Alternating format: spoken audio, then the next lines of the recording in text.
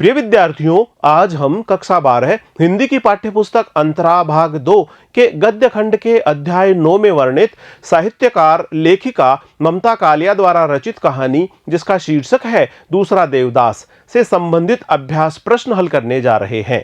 पहला प्रश्न इस प्रकार से है, पाठ के आधार पर हर की पौड़ी पर होने वाली गंगा जी की आरती का भावपूर्ण वर्णन अपने शब्दों में कीजिए। प्रिय विद्यार्थियों, जैसा कि आपने रचनाकार कहानीकार ममता कालिया द्वारा रचित कहानी जिसका शीर्षक है दूसरा देवदास का बहुत ही अच्छी तरह से अध्ययन कर लिया है। इस कहानी के आधार पर हर की पौड़ी पर होने वाली गंगा जी की आरती का भावपूर्ण वर्णन आपको अपने शब्दों में प्रस्तुत किया जाना है। इस प्रश्न का उत्तर हम इस प्रकार से लिख सकते हैं, गंगा जी की आरती के समय बहुत ही भव्य एवं दिव्य गंगा जी की आरती का दृश्य उपस्थित होता है। हर की पौड़ी पर गंगा जी के बहुत सारे मंदिर है। प्रत्येक मंदिर पर लिखा हुआ है गंगा जी का प्राचीन मंदिर।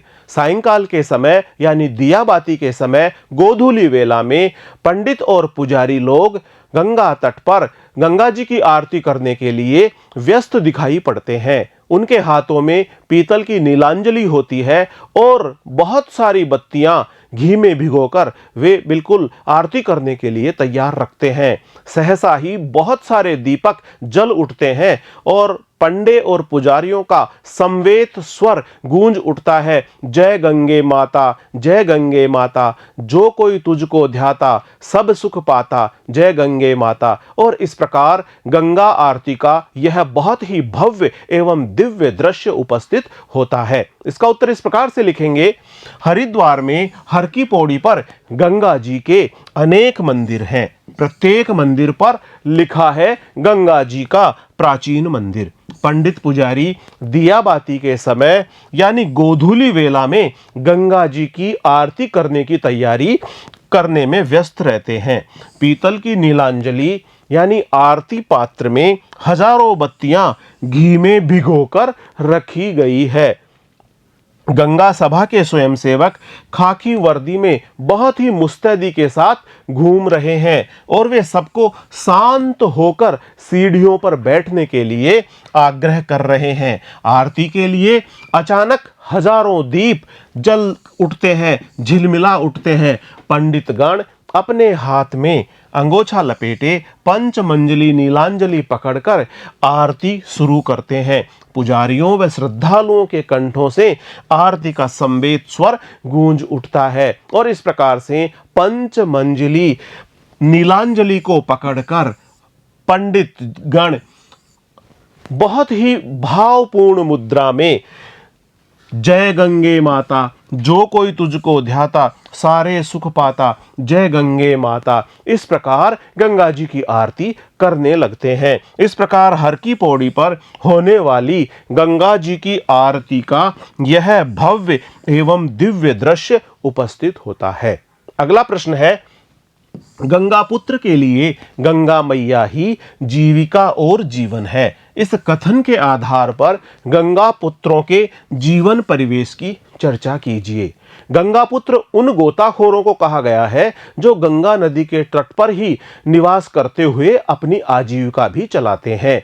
जो भी मनोरथ पूरा करने के लिए, अपनी मनोती मानने के लिए जो भी श्रद्धालु दोने में प्रसाद, फूल, फल एवं कुछ रेजगारी चढ़ाकर वह इस दोने को गंगा की धार में तैरा देते हैं, उस तैरती हुई गंगा की धार में से ये गोताखोर पैसा, रेजगारी इत्यादि निकाल लेते हैं। इस प्रकार दिन भर इन गोताखोरों द्वारा जो रेजगारी इकट्ठी की जाती है, रेजगारी निकाली जाती है, यही रेजगारी उनकी आजीविका का साधन बन जाती है। इसका उत्तर इस प्रकार से लिखेंगे, गंगा पुत्र उन गोताखोरों को कहते हैं जो गंगा से ही अपनी जीविका चलाते हैं। मनोतियां करने वाले स्त्री पुरुष दोने में फूल, दीपक, नैवेद्य एवं पैसा रखकर गंगा की धार पर तैरा देते हैं। ये गंगा पुत्र इन दोनों में रखे पैसे गंगा में खड़े होकर उठा लेते हैं। गंगा मैया ही उसकी आजीविका और जीवन है। इस प्रकार गंगा पुत्रों की आजीविका का कार्य, उनके जीवन का कार्य यहीं पर गंगा नदी के माध्यम से ही संपन्न होता है। यहीं से वे रोजी रोटी कमाते हैं। गंगा स्नान करने के लिए आए भक्तों द्वारा गंगा पूजा करते हुए मनोती के लिए जो पैसा चढ़ाया जाता है उसे भी वे गोताखोर गोता लगाकर निकाल लेते हैं। यही रेजगारी उनकी दिन भर की कमाई होती है। उनके परिवार की औरतें रेजगारी को बेचकर कुछ लाभ कमा लेती है। इस प्रकार गंगा मैया ही गंगा पुत्रों का जीवन और जीविका दोनों कही गई है। अगला प्रश्न है, पुजारी ने लड़के के हम को युगल अर्थ में लेकर क्या आशीर्वाद दिया और पुजारी द्वारा आशीर्वाद देने के बाद लड़के और लड़की के व्यवहार में अटपटापन क्यों आया? उत्तर इस प्रकार से लिख सकते हैं, गंगा स्नान के बाद संभव के निकट खड़ी लड़की ने पंडित जी से कहा, पंडित जी आज तो आरती हो चुकी, हमें देर हो गई, हम कल आरती की वेला आएंगे। जब लड़की ने कहा कि हम कल आरती की वेला आएंगे, लड़की लड़के के बहुत निकट खड़ी थी। पुजारी ने उसके हम शब्द को युगल अर्थ में लेकर समझा कि ये दोनों पति पत्नी हैं। जैसे ही लड़की ने कहा कि हम कल आरती की बेला आएंगे, पुजारी ने इस हम को युगल अर्थ में समझते हुए ऐसा मान लिया कि ये दोनों पति पत्नी है। परिणाम स्वरूप पुजारी ने आशीर्वाद दे दिया, सुखी रहो, फूलो फलो, जब भी आओ साथ ही आना, गंगा मैया मनोरथ पूरा करे। इस प्रकार का आशीर्वाद लड़का और लड़की दोनों को पुजारी द्वारा दिया गया। पुजारी के आशीर्वाद को सुनकर दोनों ही सक पका गए। लड़की छिटक कर दूर जा खड़ी हुई और लड़के ने भी वहां से चल पड़ने की शीघ्रता दिखाई। उन दोनों के व्यवहार में यह अटपटापन इसलिए आया क्योंकि पुजारी ने उन्हें भ्रमवश युगल यानी पति पत्नी समझ लिया था, जबकि वास्तविक स्थिति ऐसी नहीं थी। अगला प्रश्न है, उस छोटी सी मुलाकात ने संभव के मन में क्या हलचल उत्पन्न कर दी, इसका सूक्ष्म विवेचन कीजिए। संभव जो कहानी दूसरा देवदास का नायक है, जैसे ही उसने गंगा तट पर उस दुबली सी, पतली सी, गुलाबी परिधान वाली, नाजुक सी, सलोनी सी आंखों वाली लड़की से भेंट की, उसके पश्चात संभव उस मुलाकात के बारे में मन ही मन लगातार विचार करता रहा, सोचता रहा। जब वह खाना खाने बैठा तब भी वह खाने के ग्रास को हाथ में लेकर के उस लड़की के बारे में ही सोचता रहा, विचार करता रहा। उस लड़की का नाम क्या है, वह किस कक्षा तक पढ़ी हुई है, उसने बीए पास किया है अथवा एमए पास किया है, वह कौन से शहर की रहने वाली है। इस प्रकार से बहुत सारे प्रश्न उसके मन में बार बार उठने लगे और उस छोटी सी मुलाकात ने संभव के मन में बहुत गहरी हलचल उत्पन्न कर दी। इसका उत्तर इस प्रकार से लिख सकते हैं, हरिद्वार में हर की पौड़ी पर उस लड़की से संभव की जो छोटी सी मुलाकात हुई थी, उसने उसके मन में हलचल मचा दी। खाना खाते समय भी पुजारी के आशीर्वाद का दृश्य उसकी आंखों के सामने तैर उठा। खाना खा रहा था, संभव जब खाना खा रहा था उस समय भी पुजारी के द्वारा दिए गए आशीर्वाद का दृश्य उसकी निगाहों के समक्ष तैर उठा। कोर हाथ में लिए वह बैठा रहा और सोचता रहा। लड़की का नाम भी तो उसने नहीं पूछा। वह बीए में पढ़ती होगी या एमए में पढ़ती होगी, रहने वाली कहाँ की होगी, हरिद्वार की तो लगती नहीं। इस प्रकार वह उसकी शिक्षा के बारे में, उसके निवास स्थान के बारे में अपने मन में ही बहुत सारे प्रश्न बुनता रहा और उनके बारे में उनका जवाब तलाश करता रहा।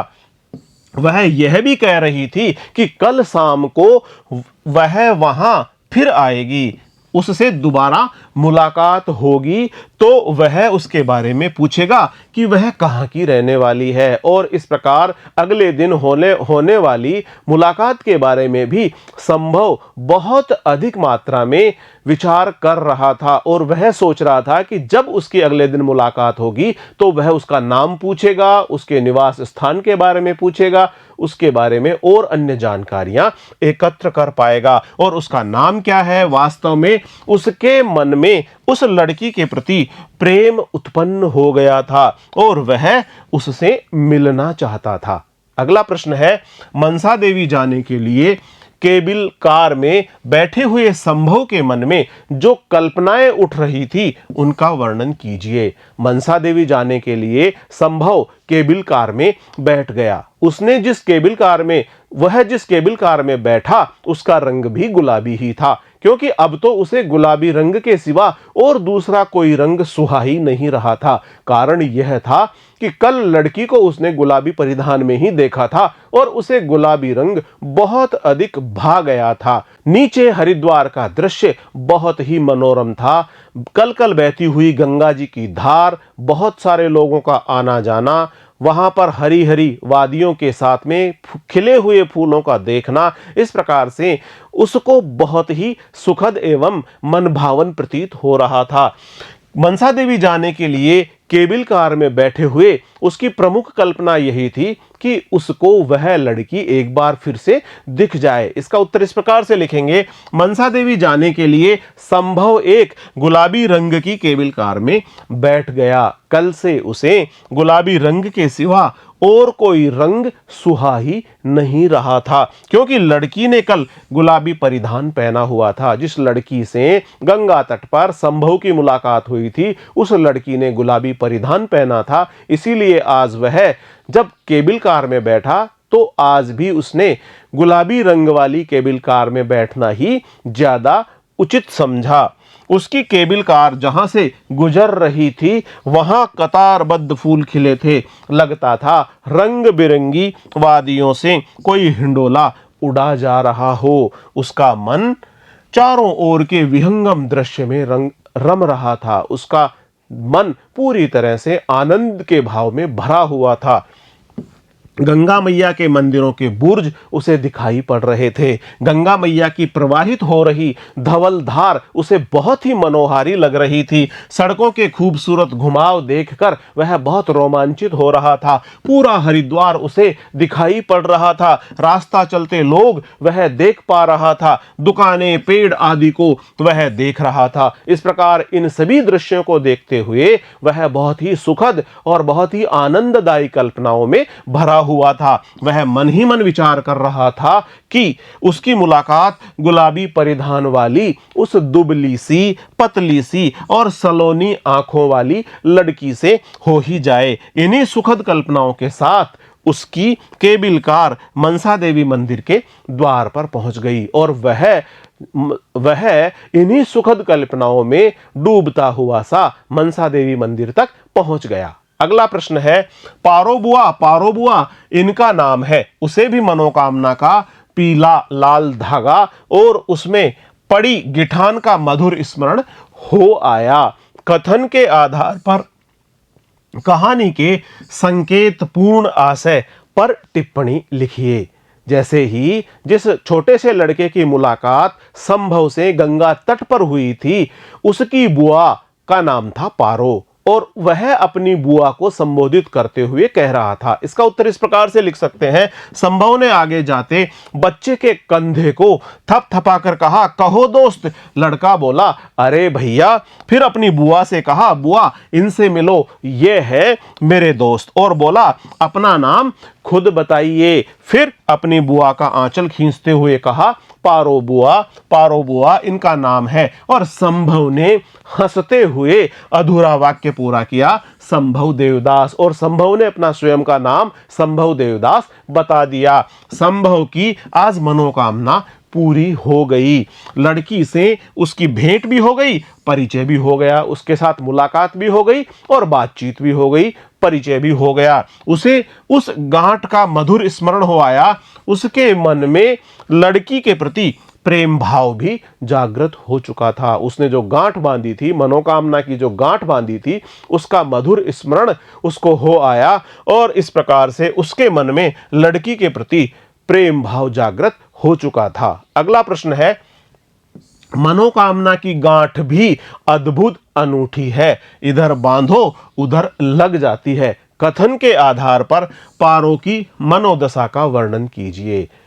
मनोकामना की गांठ निश्चित रूप से बहुत अद्भुत होती है, बहुत ही अनूठी होती है। श्रद्धा, विश्वास, समर्पण और प्रेम के भाव के साथ में जब गांठ लगाई जाती है तो मनोकामना की पूर्ति अवश्य ही होती है। इधर बांधो और उधर ये मनोकामना पूरी हो जाती है। इस प्रकार इसका उत्तर इस प्रकार से लिख सकते हैं, हरिद्वार में हर की पौड़ी पर कल लड़की यानी पारों की भेंट लड़के संभव से हुई थी और लड़की द्वारा हम शब्द का प्रयोग करने पर पुजारी ने उन्हें युगल अर्थ में भ्रम से पति पत्नी के रूप में समझ लिया था। उन्हें फलने फूलने का आशीर्वाद भी दिया था, फलो फूलो सुखी रहो, और साथ ही साथ उन्हें एक साथ आने के लिए भी कहा कि सुखी रहो, फलो फूलो, जब भी आना एक साथ आना, गंगा मैया मनोरथ पूरा करे। इस प्रकार का आशीर्वाद पुजारी द्वारा इन दोनों को दिया गया था। आज मनसा देवी के दर्शन करने के बाद लड़की ने मनोकामना पूर्ति हेतु लाल पीले धागे की गांठ बांधी थी।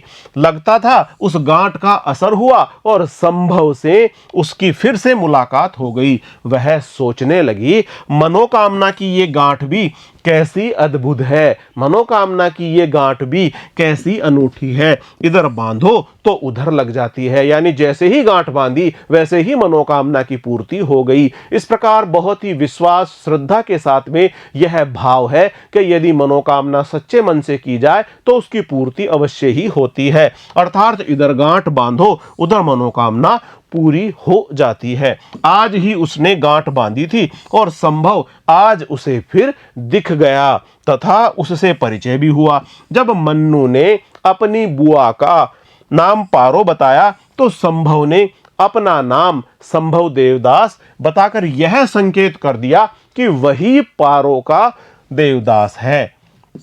शरद चंद्र के उपन्यास देवदास की नायिका पारो है और नायक देवदास है। जैसा कि सुप्रसिद्ध नाटककार शरद चंद्र के उपन्यास देवदास की नायिका पारो है और उसका नायक देवदास है। वे दोनों एक दूसरे से गहरा प्रेम करते हैं। पारो व संभव भी एक दूसरे से प्रेम करने लगे हैं। अगला प्रश्न है, निम्नलिखित वाक्यों का आशय स्पष्ट कीजिए। कै तुझे तो तैरना भी न आवे, कहीं पैर फिसल जाता तो मैं तेरी मां को कौन मुंह दिखाती। इन पंक्तियों के माध्यम से लेखिका ममता कालिया, जिसकी कहानी है दूसरा देवदास, इसमें नानी अपने दोहिते यानी संभव के प्रति अपने मन में जो आत्मीय अनुराग और प्रेम का भाव है उसकी अभिव्यक्ति करती है। अपने दोहिते के प्रति मन में बहुत सारी चिंता रखती हुई वह उसको उलाहना देती है कि तुझे तो तैरना भी नहीं आता, कहीं तेरा पैर फिसल जाता तो मैं तेरी मां को कौन मुंह दिखाती। इस प्रकार से यह बहुत ही ममत्वपूर्ण अभिव्यक्ति हुई है। उसके चेहरे पर इतना विभोर विनीत भाव था मानो उसने अपना सारा अहम त्याग दिया है। उसके अंदर स्व से जनित कोई कुंठा शेष नहीं है। वह शुद्ध रूप से चेतन स्वरूप आत्मा राम और निर्मलानंद है। गंगा तट पर, गंगा नदी के किनारे पर गंगा जी में डुबकी लगाकर गंगा स्नान करने के पश्चात जो भी श्रद्धालु है वह पूरी श्रद्धा भाव से, पूरी विनम्रता के भाव से वह अपनी मनोकामना पूर्ति करने के लिए गंगा मैया के समक्ष पूरी तरह से अपने आप को समर्पित कर देता है। और कई श्रद्धालु वहीं पर श्रद्धा भाव के साथ में सूर्य को अर्घ्य भी प्रदान करते हैं, सूर्य के सम्मुख खड़े होते हैं और उनसे अपनी मनोकामना पूरी करने की प्रार्थना करते हैं। जो भी श्रद्धालु वहां पर आता है उसके चेहरे पर इतना विनम्र और विनीत भाव होता है कि जैसे ऐसे लगता है मानो उसने अपना सारा अहंकार वहां पर त्याग दिया हो और वह अंदर से किसी भी प्रकार की अब दूषित प्रकार की किसी भी भावना को अपने अंदर नहीं समेटे हुए है और वह पूरी तरह से निर्मल हो गया है, वह पूरी तरह से चेतन स्वरूप हो गया है, आत्मा राम हो गया है और वह निर्मलानंद है, यानी निर्मल आनंद में अब वह व्यक्ति है। इस प्रकार के भाव इन पंक्तियों के माध्यम से व्यक्त किए गए हैं। एकदम अंदर से प्रकोष्ठ में चामुंडा रूप धारिणी मनसा देवी स्थापित थी। व्यापार यहां पर भी था। संभव जब केबिल कार के माध्यम से मनसा देवी मंदिर के परिसर में पहुंचा तो उसने वहां पर बहुत सारे देवी देवताओं के और विग्रह भी देखे। वहां पर कक्ष में चामुंडा देवी भी स्थापित थी। वहां पर भी संभव ने यह भी देखा कि वहां पर भी व्यापार मुख्य रूप से दिखाई पड़ रहा था। फल, नारियल और फूलमाला, प्रसाद इत्यादि बेचने वालों की वहां पर बहुत भीड़ थी और वे भी भक्तों की भीड़ को देखकर ही अपनी इस सामग्री के दाम बढ़ा रहे थे, यानी व्यापार वहां पर भी मुख्य रूप से दिखाई पड़ रहा था। इन सभी का आशय लिखते समय हम इनके उत्तर इस प्रकार से लिखेंगे। तुझे तो तैरना भी न आवे, कहीं पैर फिसल जाता तो मैं तेरी मां को कौन मुंह दिखाती। इसका उत्तर लिखेंगे, संभव हर की पौड़ी पर स्नान करने के काफी देर बाद लौटा तो नानी उसे अपने मन में उठने वाली आशंकाओं के बारे में बताने लगी। वह सोच रही थी कि कहीं संभव का पैर न फिसल गया हो, उसे तैरना भी तो नहीं आता, अगर कोई दुर्घटना हो जाती तो वह अपनी बेटी यानी सविता को कौन सा मुख दिखाती। नानी के मन में अपने नवासे संभव के प्रति जो स्नेह है उसी की अभिव्यक्ति इन पंक्तियों में हुई है। नानी के हृदय में स्नेह से भरा हुआ जो चिंता का भाव है वह ही इन पंक्तियों के माध्यम से अभिव्यक्त हुआ है। ख, उसके चेहरे पर इतना विभोर विनीत भाव था मानो उसने अपना सारा अहम त्याग दिया है। उसके अंदर स्व से जनित कोई कुंठा शेष नहीं है। वह शुद्ध रूप से चेतन स्वरूप आत्माराम और निर्मलानंद है। इन पंक्तियों के माध्यम से गंगा तट पर बैसाखी के मेले में उमड़ी अपार भीड़ का वर्णन किया गया है। सभी स्नानार्थी अपने कल्याण की कामना से गंगा मैया की शरण में आए हैं। वे गंगा मैया में डुबकी लगा रहे हैं, स्नान से ज्यादा समय ध्यान में लगा रहे हैं। एक स्नानार्थी गंगा की धारा के बीचों बीच खड़ा होकर सूर्य की ओर उन्मुख होकर हाथ जोड़े खड़ा होकर प्रार्थना कर रहा है। उसके चेहरे पर विभोर कर देने वाले आनंद के भाव दिखाई पड़ते हैं। उसके चेहरे पर विभोर कर देने वाले आनंद के भाव के साथ ही अद्भुत विनम्रता से भरे हुए भाव भी दिखाई पड़ते हैं, अद्भुत विनीत भाव भी दिखाई पड़ते हैं। ऐसा लग रहा है मानो उसका सारा अहम समाप्त हो गया है और वह कुंठा रहित होकर अब आत्मस्वरूप बन गया है। आत्मस्वरूप के रूप में अब वह हो गया है। लगता है कि अब वह चेतन स्वरूप है, चेतना का विराट स्वरूप अब वह अपने भीतर महसूस कर रहा है। वह आत्मा राम है, उसके अंदर एक जीती जागती आत्मा को वह महसूस कर रहा है। साथ ही साथ वह निर्मल आनंद का भी अनुभव कर रहा है। निर्मल, धवल और स्वच्छ गंगा में खड़ा होकर वह अपने आप को चेतन स्वरूप, आत्माराम और निर्मल आनंद का अनुभव कर रहा है। अगला प्रश्न इस प्रकार से है, गए एकदम अंदर के प्रकोष्ठ में चामुंडा रूप धारिणी मनसा देवी स्थापित थी।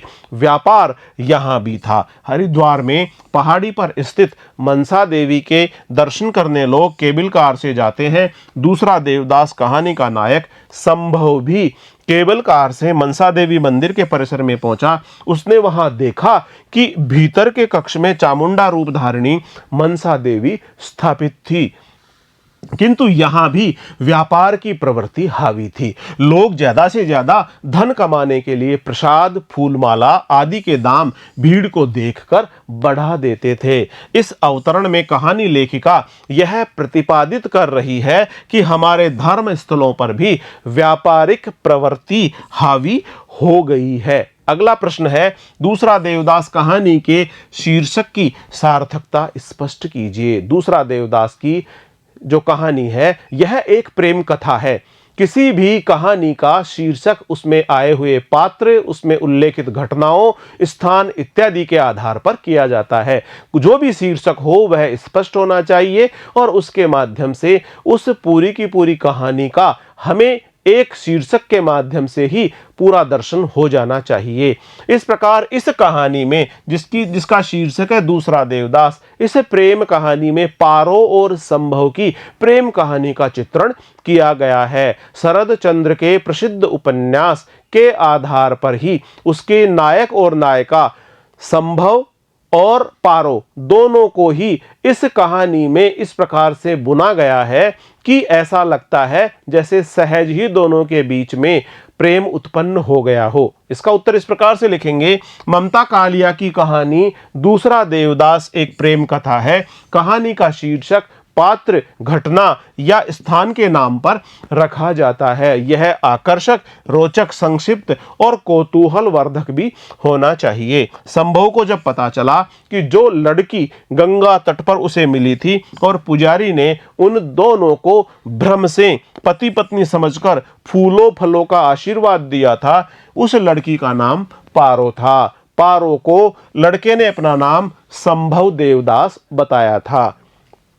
पारो और देवदास शरद चंद्र के उपन्यास देवदास के पात्र हैं। इस प्रतीकात्मक नाम से संभव ने यह बता दिया कि वह पारो का देवदास है और उससे प्रेम करने लगा है। इसलिए इस कहानी का शीर्षक दूसरा देवदास पूरी तरह से उपयुक्त है। अगला प्रश्न है, हे ईश्वर, उसने कब सोचा था कि मनोकामना का मौन उद्गार इतनी शीघ्र शुभ परिणाम दिखाएगा? आशय स्पष्ट कीजिए। इस कहानी में जो एक प्रेम कथा है जिसका शीर्षक है दूसरा देवदास, इस कहानी में नायक